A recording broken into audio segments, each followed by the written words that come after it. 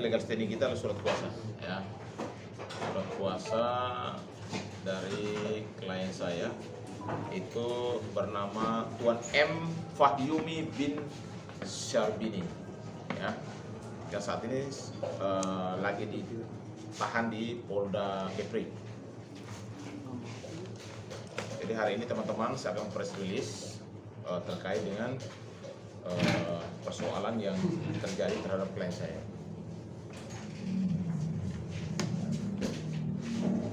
Jadi yang pertama bahwa selaku kuasa hukum Kapten KM Rizky Laut 4 Saudara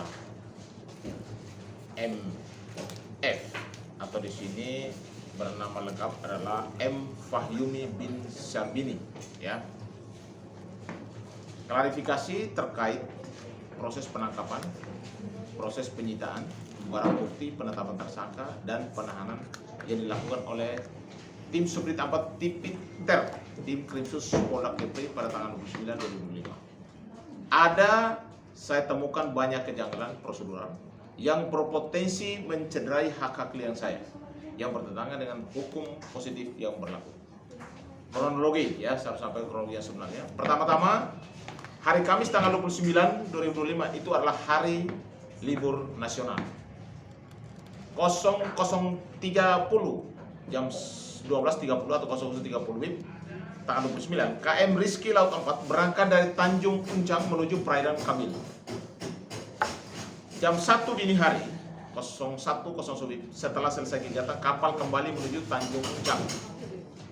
Di perairan Tanjung Uncang, kapal dalam kondisi berjalan normal, tanpa adanya pelanggaran, tanpa adanya ceceran minyak, tanpa adanya kerusakan, tanpa korban jiwa. Tapi tiba-tiba di jam itu, jam 1-an, didekati satu unit speedboat sipil bermesin 200 PK berisi 5 pria bersenjata laras panjang. Tanpa menunjukkan surat perintah penangkapan atau surat tugas, mereka memanjat kapal dan menodongkan senjata kepada kru dan kapten seraya berteriak agar tidak bergerak. Dan HP awak kapal disita tanpa berita acara penyitaan.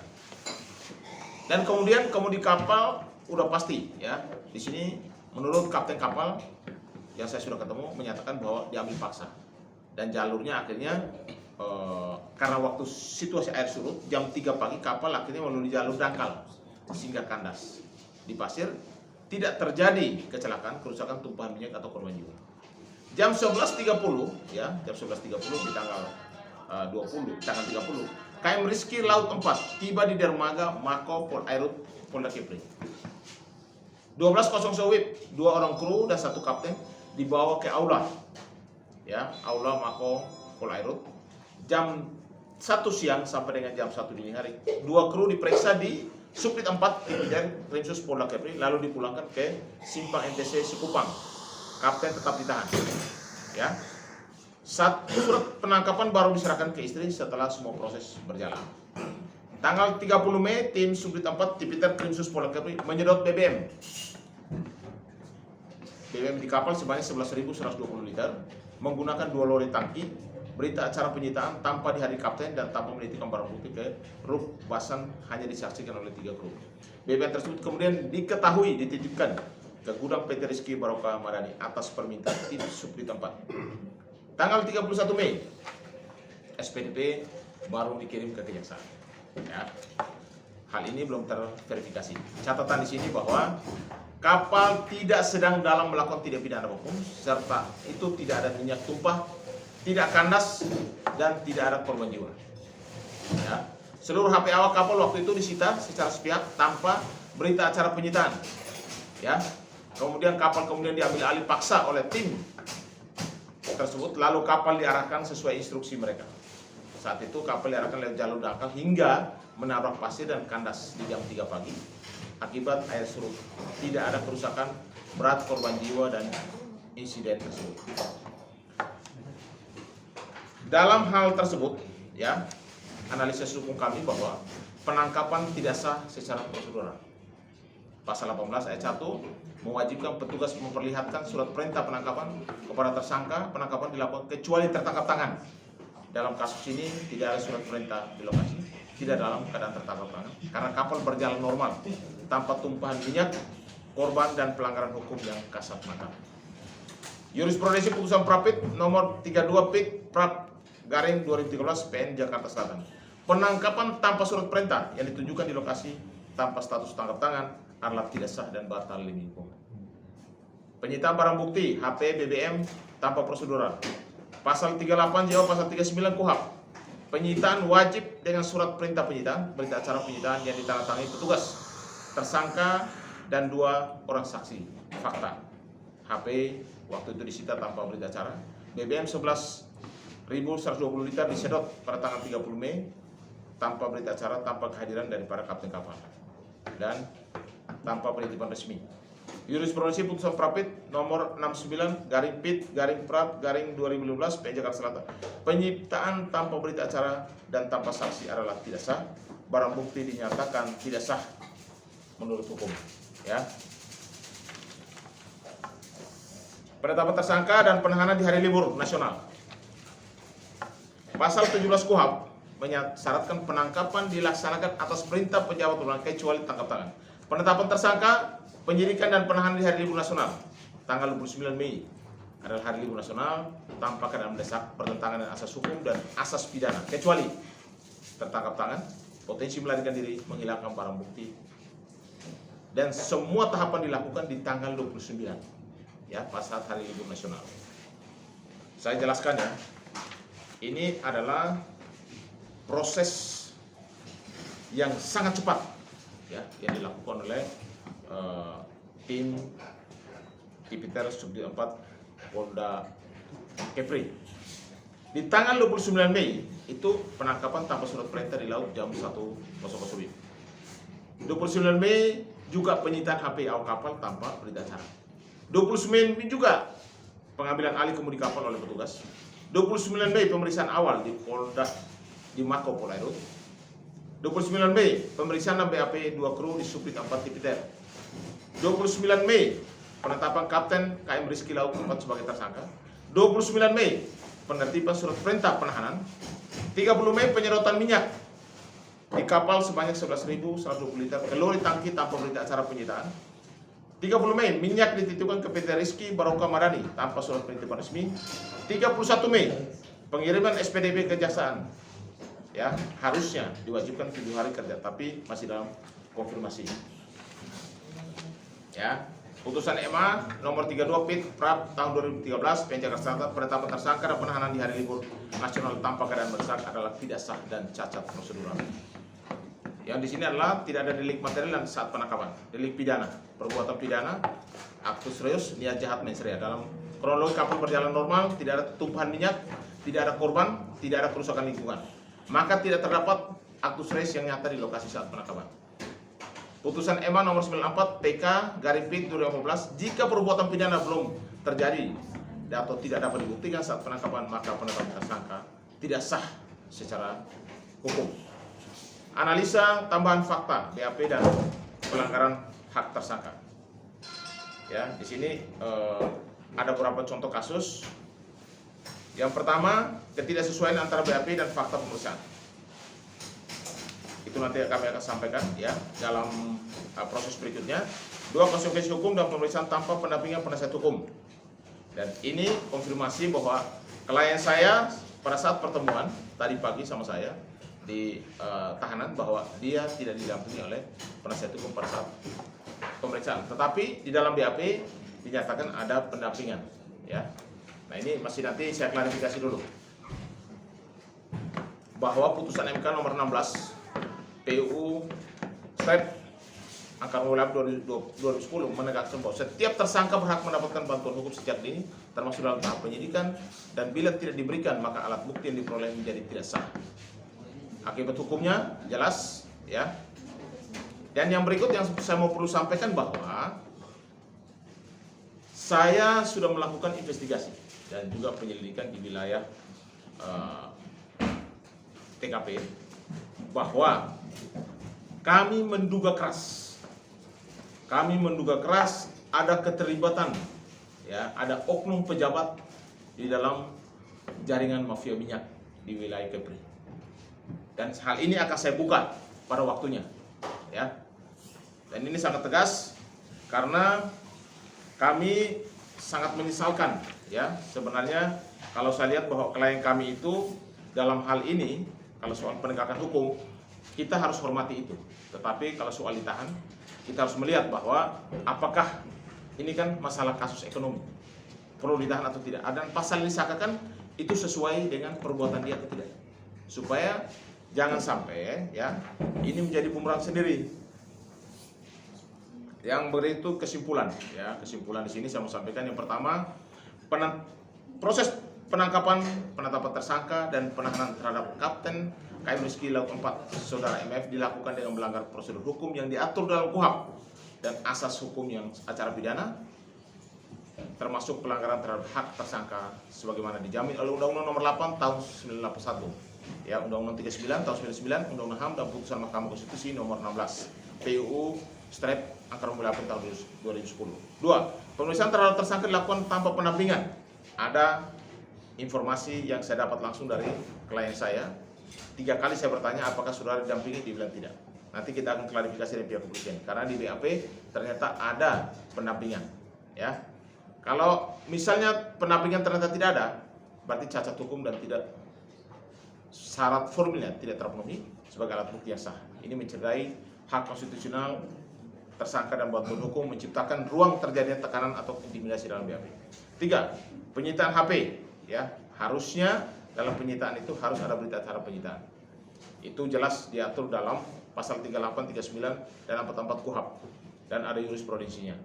Fakta BBM dititipkan juga, harusnya ada yang namanya berita acara dan harus disaksikan oleh kapten kapal.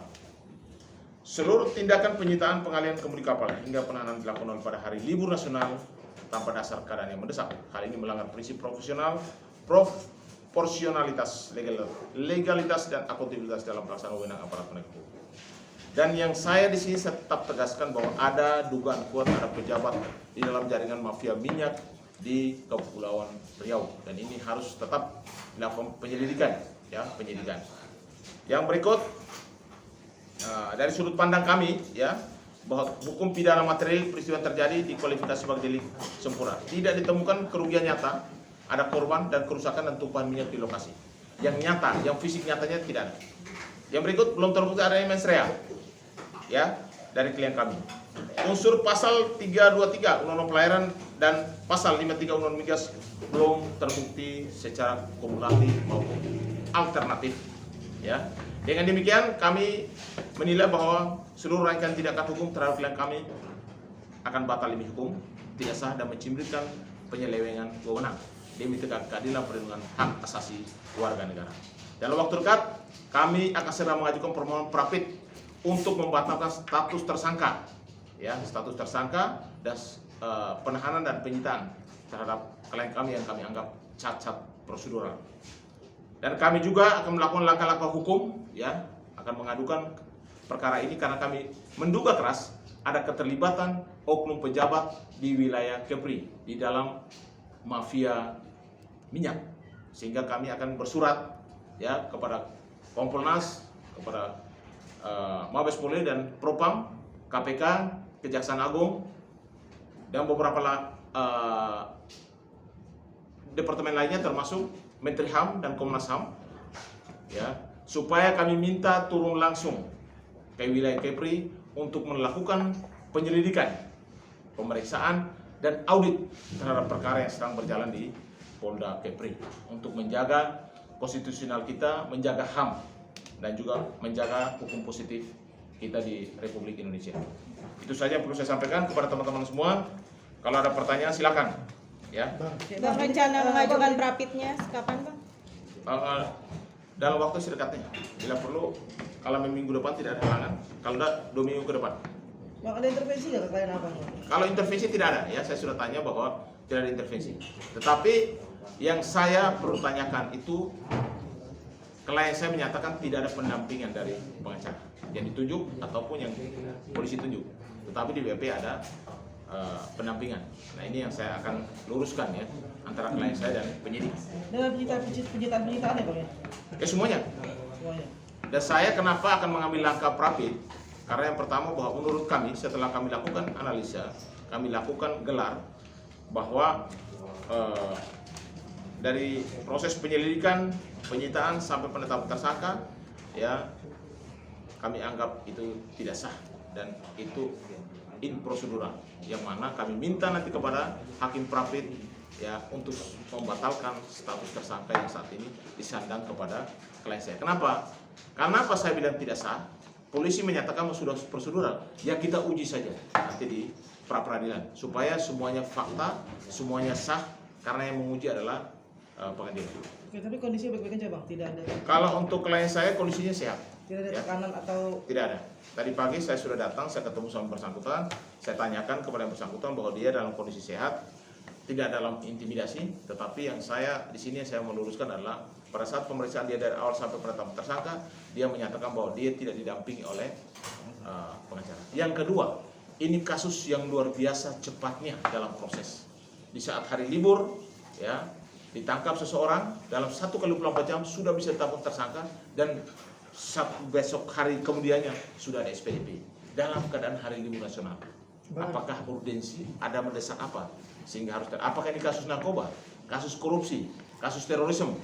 Ini kan kasus ekonomi yang harusnya dipanggil dulu. Dan itu kalau menurut kami, kalau memang tertangkap tangan, harusnya kan tidak ada laporan polisi. Kalau ada laporan informasi, itu pun tertangkap tangan. Ya, berarti kan ada laporan. Dan apakah petugas darat boleh langsung menangkap di laut? Nah, ini saya harus tanyakan dulu supaya jelas. berarti ada permainan abang lihat gak sih ada memang ada. Kalau saya duga keras Ada bahwa oknum-oknum. ada oknum pejabat di Kepulauan Riau ya, Kepri, yang memainkan peranan dalam mafia minyak tersebut. Dan saya minta kepada para lembaga penegak hukum, bahkan Kementerian Hukum, Kementerian Kementerian HAM, bahkan dari Mabes Polri, ya, dari KPK, Kejaksaan Agung untuk turun.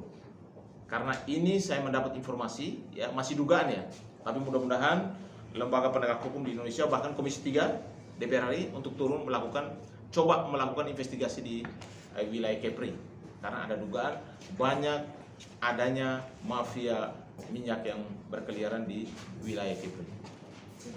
Berapa orang banyak yang dijadikan tersangka? Saat ini sebenarnya krunya kan ada 3, kapten 1 yang ditahan saat ini dan jadi tersangka adalah kapten 1. Kapten 1 orang. Bang, Saat ini ya.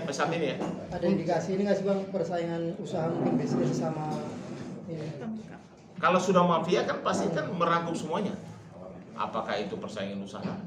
Apakah itu memang ada kasus hukum? Dan itu saya sampaikan bahwa saya duga keras ada oknum pejabat yang terlibat di dalam urusan mafia minyak di wilayah Kepri, dan ini harus ditindak tegas. Terkait keterlibatan sudah ada pejabat nih, sudah ada bukti nggak bang? Artinya sudah ada mengantongi bukti nggak? Kalau saya sebagai orang hukum, kalau saya berbicara kan bukti dasar kan saya sudah pegang. Kan tidak mungkin saya hanya asal ngomong, kan tidak mungkin. Artinya kalau saya bilang duga keras berarti ada bukti awal yang saya sudah pegang. Dan ini nanti akan saya buka pada waktunya gitu. Dari surat perintah untuk penangkapannya sendiri itu sudah abang lihat jelas perintahnya? Surat perintah penangkapan lengkap semua di sini. Lengkap. Tapi yang anehnya dalam waktu 1x24 jam semuanya terjadi di hari libur, dan itu langsung penetapan, bahkan besoknya SPDP ke Kejaksaan. Dan itu libur nasional. Bang, apa dasar hukumnya atau bukti kuat akhirnya klien abang ditetapkan tersangka terus? Ya jelas kan di undang-undang yang ditetapkan jelas ada di sini kan. Makanya saya sampaikan bahwa undang-undang di pasal 323 ayat 1 junto pasal 219 ayat 1 undang-undang 17 tentang pelayaran. Dan juga pasal 55 Undang-Undang nomor 22 2001 telah diubah menjadi pasal 40 angka 8 Undang-Undang nomor 6 tahun 2023. Nah, pasal 323 ini ancaman hukumnya 5 tahun ya, dan dendanya 600 juta rupiah. Bang, ada pelanggaran SOP penangkapan misalkan? Kan makanya begini loh, kenapa saya mengambil langkah pra peradilan untuk menguji dulu apakah penyitaan, apakah penetapan tersangka, penangkapan, apakah itu sah atau tidak. Itu kan harus diuji di yang namanya pengadilan Prapit oleh hakim Prapit, hakim tunggal. Itu kita uji supaya apakah ini sesuai prosedur atau tidak. Karena kan kalau pihak kepolisian udah pasti kan dia melakukan tindakan itu kan udah pasti tidak keluar dari koridor hukum, undang-undang kepolisian, udah pasti KUHP, KUHP, undang-undang pelayaran dan lain sebagainya. Tetapi kami sebagai penasihat hukum, sebagai pembela klien kami akan minta kepada hakim Prapit untuk juga ke depan setelah kami daftarkan untuk membebaskan klien kami. Karena kami anggap dari penyitaan, dari penetapan tersangka, bahkan dari penangkapan saat ini kami anggap itu adalah improsedur atau tidak sah secara prosedural hukum. Bang, bukti apa yang menjerat klien abang yang dimiliki pihak kepolisian? Apa dia? Ya udah pasti kan bukti yang saat ini ada adalah BBM. Yang kedua kan menurutnya surat perjalanan dan lain sebagainya. Nanti kita buktikan di pengadilan, ya. Semuanya kita buktikan di pengadilan. Surat perjalanan nggak ada surat perjalanan. Itu administrasi hukum. Ya saat ini kami lagi mencari bukti-bukti untuk di pengadilan. Bang, total kerugian ditaksir berapa bang? Ya kalau kerugian dari klien kami kan cukup ya, dan dia ditahan saat ini, tidak bisa kemana-mana. Dan juga BBM-nya saat ini juga diamankan ya atau disita. Yang ketiga kapalnya kan tidak bisa operasional. Udah pasti ada kerugian material dan imaterial yang saat ini dialami klien kami. Dan nanti pada waktunya setelah bergulir di pengadilan Prapit, sudah pasti kita akan tahu bahwa apakah semua yang dilakukan rangkaian dari penyelidikan sampai penetapan tersangka apakah sesuai dengan prosedur atau tidak. Itu nanti biar hakim Prapit yang akan mengujinya. Coba.